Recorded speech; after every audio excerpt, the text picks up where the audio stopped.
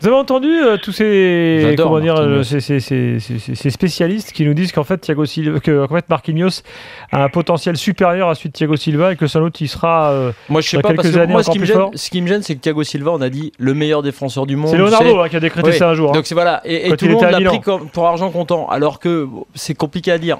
Alors on va pas refaire, alors que c'est pas encore le cas, on va pas remettre une pression sur ce joueur. Ce que je vois, c'est qu'honnêtement, comme vient de le dire Michael, il a été impeccable au début de la saison. Surtout le match aller contre le Barça. Ouais, il a toujours été impeccable. Franchement, si par exemple tu avais décidé comme Mourinho de faire monter David Luiz au milieu, s'il y avait besoin ou s'il y a nécessité, tu peux le laisser Marquinhos, il n'y a aucun souci. Moi je vois les choses un peu différemment. Hein.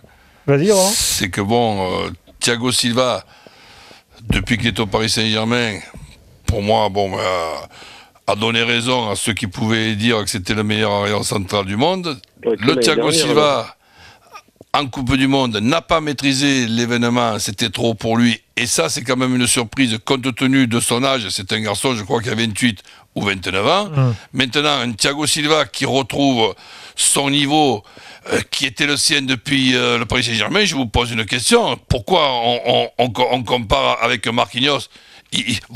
Entre Marquinhos et David Luiz, pour moi, il n'y a pas photo. Et entre David Luiz et Thiago Silva, il n'y a pas photo. Pour moi, la charnière, c'est Marquinhos, Thiago Silva. Voilà, et c'est pour ça que je te dis que Marquinhos, le pire pour lui, entre guillemets, dans le scénario actuel, c'est que l'arrivée de David Luiz, on en reparlera de ça, parce que David Luiz, il donne toute satisfaction dans le style le moment de cette saison et les il donne toute satisfaction non, mais il donne satisfaction, ça va, parce qu'en face, il n'y a pas grand-chose, il peut monter partout, il peut sortir, et tu verras dans les gros matchs, on en reparlera, dans les gros matchs, les quarts demi-finale, demi-finale, où là, il y aura sans doute les moments du match important où il sera sous pression en défense centrale. Moi, je suis d'accord dans le sens que si il est très bon dans ces matchs-là, je te promets, tu peux nous dire ce soir, je le soulignerai. Mais je lui vois une certaine aisance et je lui vois certaines absences compte tenu du niveau dans lequel nous sommes là, qui sont quand même